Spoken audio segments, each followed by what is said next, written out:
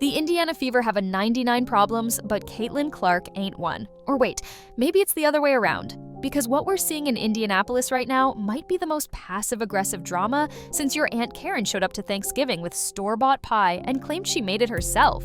Listen up, because this is getting wilder than a raccoon in a trash can. Before we dive into the absolute chaos that's unfolding with the Fever, hit that subscribe button if you want more of these spicy day stories. Trust me, you don't want to miss what's coming next. So, picture this. The Fever just blew out the Atlanta Dream 99-82. You'd think everyone would be celebrating, right? Wrong.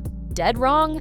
Because what happened on that court had fans more heated than a microwave burrito at 2 a.m. Natasha Howard, the three-time WNBA champion who's making $214,000 this season, basically decided she was the point guard. Not Caitlin Clark, not the all-WNBA first-team point guard. Nope. Natasha freaking Howard. Here's where it gets juicy. In the final seconds of the third quarter, Clark's calling for the ball. She wants to push the pace, get that transition game going. You know, the thing that makes defenses sweat like they're in a sauna wearing a winter coat. But Howard, she looks at Clark like she's invisible. Like Clark is John Cena, and Howard can't see her. She waves her off. Actually waves off Caitlin Clark. The audacity is stronger than gas station coffee. But wait, it gets better. Or worse, depending on how you look at it. Clark's reaction? Pure comedy gold. She literally just stops and ties her shoe. Not because her shoe was untied, but because she knew exactly what was about to happen. Howard was going to dribble up court slower than a turtle on tranquilizers and take a shot no matter what. Clark basically said without saying anything, "You know what? I'm just gonna fix my footwear while you do whatever it is you think you're doing." The irony here is thicker than a bowl of oatmeal. Just 1 week ago, Howard was out there telling reporters that Clark needs to trust her teammates more. She said, and I quote, "You don't have to do everything like you had to do in Iowa." Meanwhile, Howard's out here playing like she's the only person on the court with working limbs. Make it make sense. Let me paint you another picture. Earlier in the game, Clark makes a perfect pass to Howard in the post. Howard gets the ball, and what does she do? She goes up against not one, not two, but basically the entire Wings defense. Clark's body language said everything. She threw her hands up like, well, there goes another possession into the void. Fans are absolutely losing their minds over this. One fan said Howard's a bigger cancer to the team than DeWanna Bonner ever was. And speaking of Bonner, remember her? Yeah, she's already gone. Waved. Bye-bye. Why? Because she thought she deserved to start and threw a fit when she didn't. Starting to see a pattern here? The Fever front office isn't playing around, but apparently nobody told Howard. The crazy part is Howard actually said before the season that her goal was to be MVP, not help the team win, not compliment Clark. MVP? That's like showing up to a potluck and eating all the food you brought yourself. It's technically allowed, but everyone's gonna think you're weird. Now, here's where it gets really interesting. Just 2 weeks ago, when Clark was out with an injury, the Fever won the Commissioner's Cup. Guess who was the MVP of that game? Natasha Howard. 16 points, 12 rebounds, and suddenly she's looking like the star of the show. You know what this reminds me of? That friend who only looks good in group photos when you're having a bad hair day. But let's talk about what Howard's missing here. When Clark gets the ball in transition, magic happens. Against Dallas, Clark made a three-quarter court pass with one dribble. One. Sophie Cunningham was behind her when the play started and ended up with an easy layup because Clark saw the future like she's Dr. Strange. That's the kind of play that makes opposing coaches wake up in cold sweats at 3 a.m. The Fever president Kelly Krauskopf made things worse by basically downplaying Clark's importance. She said this is about the Indiana Fever, not just Clark. That's like saying the Beatles were about the band, not just John, Paul, George, and Ringo. Technically true, but completely missing the point.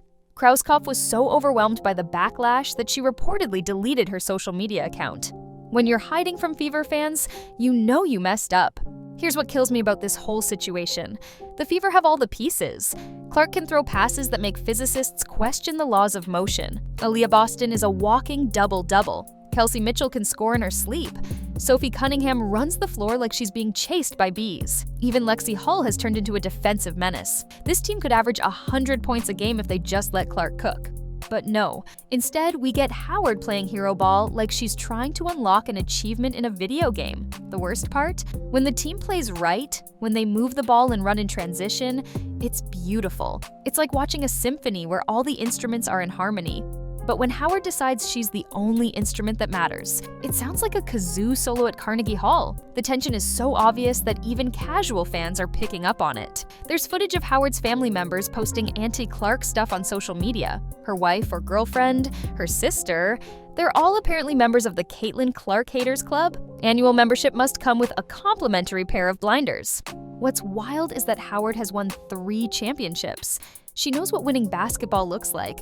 She's not some rookie who doesn't understand team dynamics, which makes this whole thing even more baffling. It's like Gordon Ramsay forgetting how to make a grilled cheese sandwich. The real tragedy here is what could be. When this team clicks, when Howard actually passes to Clark, when everyone buys in, they're unstoppable. There was a play where Boston got a defensive rebound and immediately found Clark, who then hit Cunningham in stride for an easy bucket. The entire Dallas defense looked like they were running in quicksand. That's the blueprint. That's the formula for success. But instead, we get this weird power struggle where a role player thinks she's the franchise. It's like the backup dancer trying to steal the spotlight from Beyoncé. Sure, you can try, but everyone knows who they came to see. Stephanie White, the coach, needs to step up here. You can't have role players waving off your superstar. That's like letting the intern run the board meeting. The hierarchy exists for a reason. Clark touches the ball, good things happen. It's not complicated. It's literally basketball 101. The saddest part? Clark just wants to win. She's not out there counting stats or worried about her brand. She made the right pass to Howard even knowing it would end the possession. That's what great players do. They trust their teammates even when their teammates don't deserve it. Meanwhile, Howard's out here telling media that Clark needs to trust her teammates more. The cognitive dissonance is stronger than a double-shot espresso. How can you tell someone to trust their teammates when you won't even give them the ball? It's like telling someone to save money while you're actively robbing them. Fever fans are calling for Howard to be released, and honestly, can you blame them? They already saw what happened with Bonner. The front office showed they're willing to make tough decisions. If Howard keeps this up, she might find herself on the waiver wire faster than you can say selfish basketball.